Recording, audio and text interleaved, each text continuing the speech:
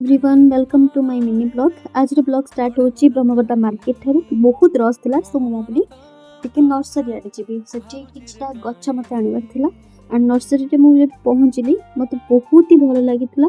एते वैरायटीज रो गच्छ सेठी थिला एंड मु किछि फूल गच्छ आनली आ गोटे लेंबू गच्छ आनली। मो भाई धरिछि लेंबू गच्छ देखि पारुथिबे एंड मते गच्छटा भल लागिला।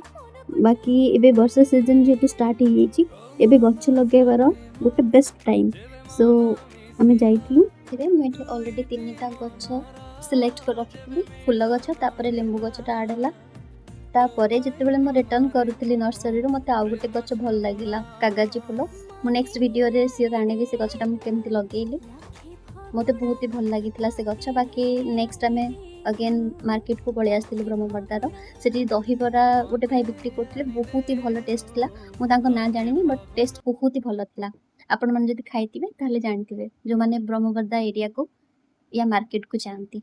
बाकी आमे टिके मार्केट एक्सप्लोर करथिलु घर पई मु किछि परिबा आनली एंड माछ नेकी पळि आसिलु। जदि मोर वीडियोटा भल लागितो त लाइक कर देबे।